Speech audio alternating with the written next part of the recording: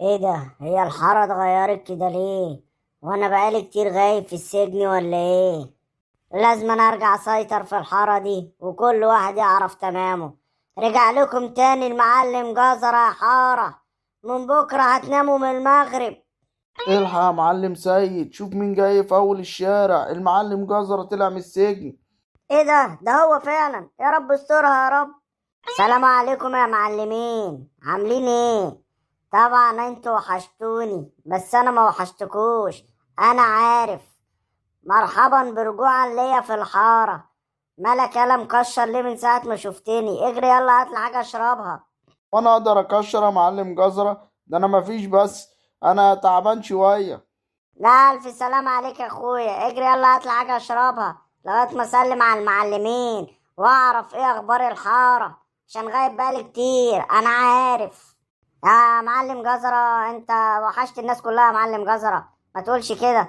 بس انت ما طولتش يعني. تقول لي ما طولتش؟ 10 سنين غايب عن الحارة وتقول لي ما طولتش؟ قوم يا معلم كلمني وانا واقف بكلمك، ما تقعدش وانا بكلمك. كذا عيب اللي انت بتزعلي في قلب الحارة ده، انا معلم برضو ليا سمعتي. انا اقوم اقف اكلمك من غير ما تزعق؟ معلش بقى يا معلم خليها عليك. بقول لك ايه يا معلم، من الاخر كده انا راجع اثبت سيطرتي تاني من الاول وجديد في الحارة. فاي معلم في الحارة يركن على جنب عشان جزرة خلاص رجع لمكانه الاساسي. فاهمين ولا مش فاهمين؟ فاهمين يا جزرة؟ حاضر يا جزرة. ويلا عاد اجري هات المشروب، يا واد واقف قدامي بتعمل ايه؟ اخلص يا. وانت يا حاج ولا جيت سلمت عليا ولا قلت لي عامل ايه وقاعد وساكت؟ وانت ايه اخرس ما بتتكلمش؟ يا ابني يا جزرة، ده انا بستغرب بس اللي انت بعد 10 سنين راجع بصحتك برضه ولسه فيك النفس تزعق. انت هتنبر عليا ولا ايه يا حاج؟ في ايه يا حاج؟ الحمد لله لسه بصحتي وطالع اقوى من الاول كمان. يا سرور يا سرور، ازمكس مالك في ايه؟ الحارة كلها بتقول ان المعلم جزرة طلع من السجن وخرب الدنيا وراح للمعلم سيد وبيقول له انا هرجع اسيطر تاني على الحارة. يا نهار اسود على الاخبار اللي انت بتجيبها.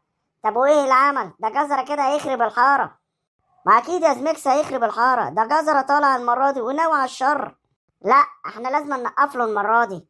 لازم المرة دي ما نخليش جزرة يتحكم فينا وفي اهل الحارة. لازم كلنا نحط ايدينا في ايدين بعض.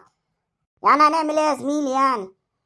ما دي اللي احنا لازم نفكر فيها. احنا لازم نروح للمعلم سيد ونشوف اهل الحارة. لازم نحط على جزرة قبل ما يحط علينا. يلا بينا يا زوميليكس. السلام عليكم يا معلم سيد. وعليكم السلام يا سرور يا ابني، عاملين ايه؟ عامل ايه يا حموكشة؟ الحمد لله يا معلم سيد.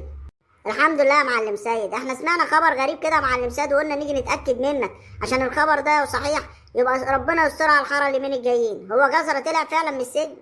ايوه يا سرور يا ابني، طلع ونوى على الشر، ده ناوي اهل الحاره كلهم يا سرور.